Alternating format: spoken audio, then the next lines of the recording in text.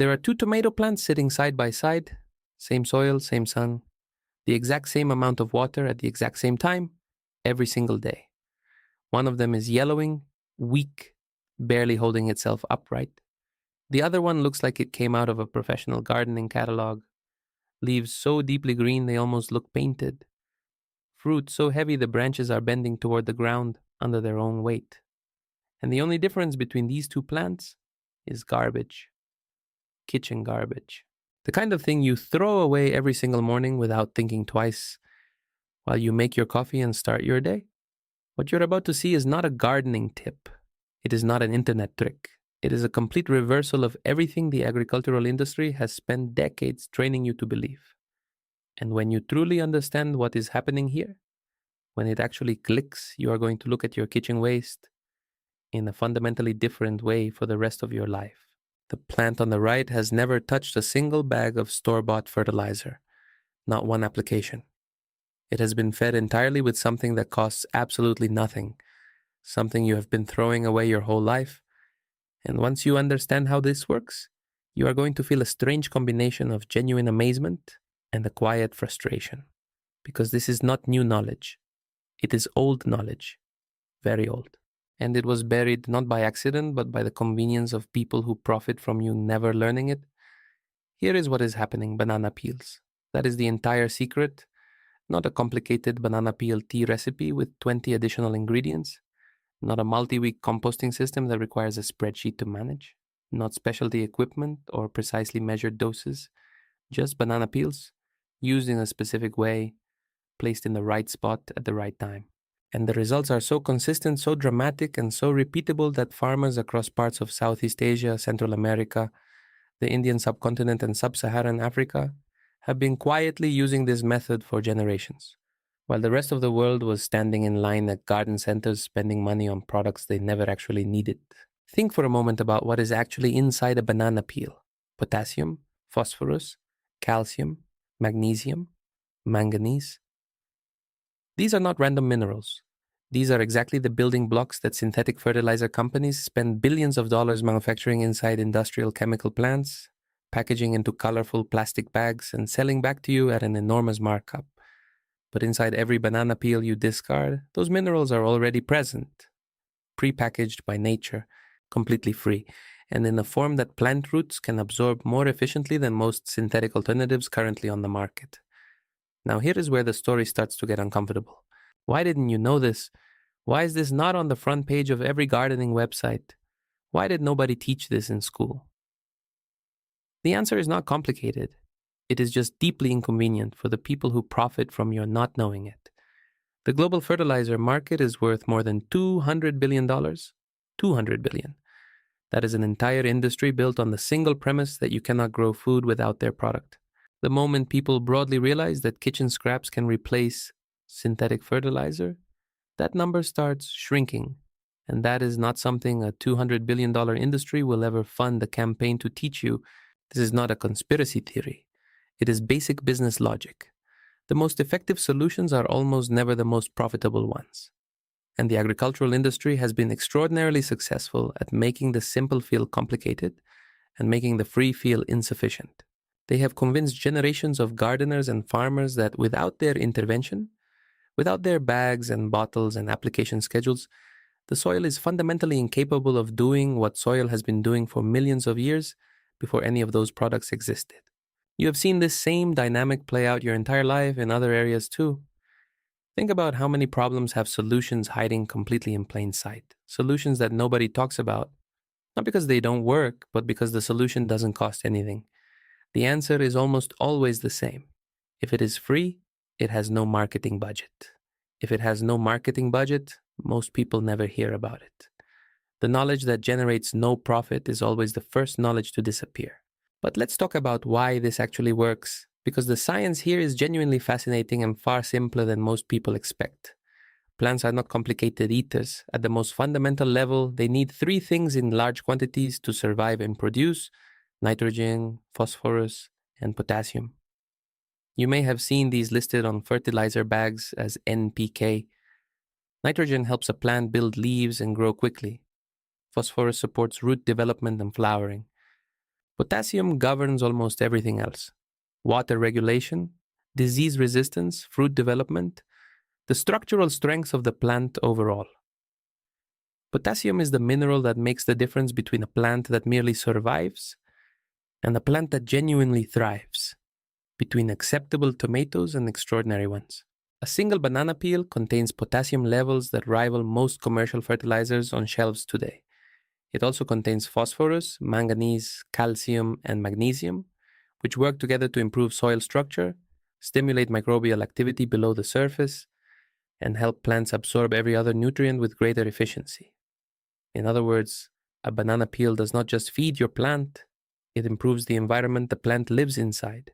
And that is a critical distinction that most people miss entirely. Synthetic fertilizers almost never do this. In fact, heavy synthetic fertilizer used over time actively degrades soil structure, kills the beneficial microorganisms that plants depend on, and creates a dependency cycle where you need larger and larger doses just to maintain the same results. The soil slowly dies with each passing season. The banana peel does the exact opposite. Every single application leaves the soil a little more alive, a little better structured, a little more capable of sustaining vigorous growth completely on its own. Now let's get into exactly how to use this, because there are three main methods and each one works differently depending on your specific situation. The simplest method is direct burial. When you are planting something new, whether it is a tomato seedling, a pepper plant, a head of lettuce, a rose bush, anything at all, you dig your hole, lay a whole banana peel flat at the bottom, cover it with 2 to 3 inches of soil, and plant directly on top.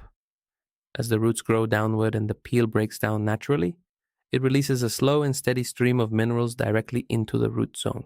You will begin noticing a difference between 4 and 6 weeks. The plant's color changes first, becoming a deeper, richer green.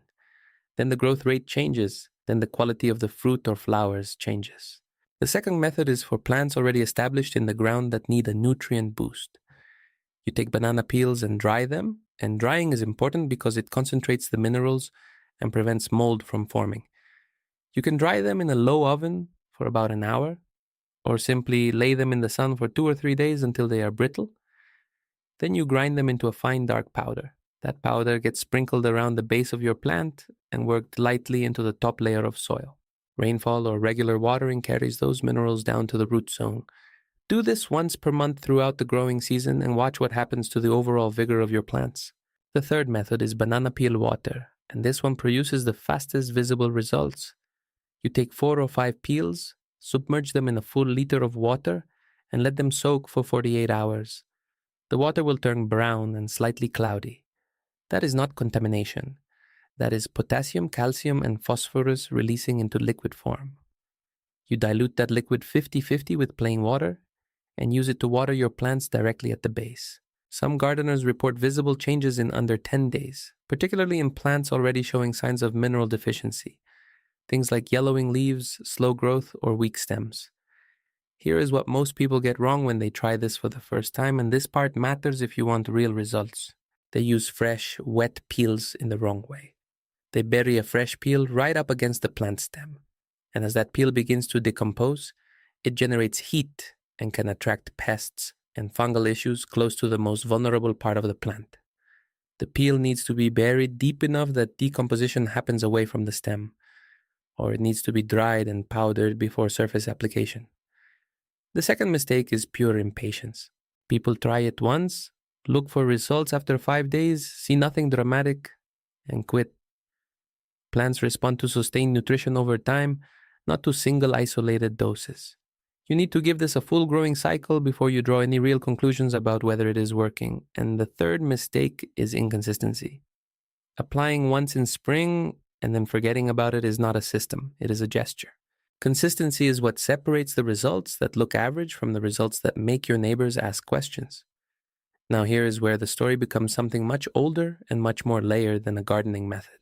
The Aztecs, centuries before the concept of commercial agriculture existed anywhere in the world, practiced a form of integrated planting called milpa, where layers of organic materials were incorporated directly into the soil alongside their crops in carefully managed cycles.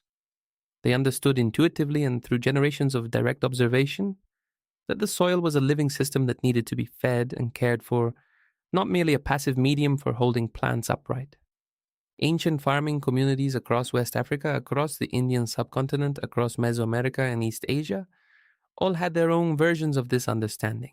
They composted, they recycled, they returned organic matter to the earth in deliberate, thoughtful ways, not because a university published a peer reviewed study telling them to, because they watched, they experimented, they paid close attention to what the soil was showing them season after season, decade after decade. We lost that attentiveness somewhere along the way. Somewhere between the Industrial Revolution and the age of supermarkets and overnight delivery, we stopped trusting the accumulated intelligence that had fed entire civilizations for thousands of years and replaced it with a dependency on industrial systems we do not understand and cannot directly control. We stopped asking where our food actually comes from, how it grows, what the soil genuinely needs to sustain life across generations. We outsourced that knowledge to corporations, and we paid for that outsourcing. In money, yes, but also in something harder to put a number on. In a deep disconnection from the basic biological processes that keep us alive and fed. And that is where the real depth of this story lives. Because it is not actually about banana peels. It is about what it means to understand how to sustain yourself. There is something fundamentally different about the person who grows their own food, who knows what a plant needs, who can look at a wilting leaf and understand what the soil is trying to say, who is not dependent on a supply chain for something as elemental as eating. That knowledge is not just practical information. It is a form of freedom, a quiet, daily, deeply personal kind of freedom.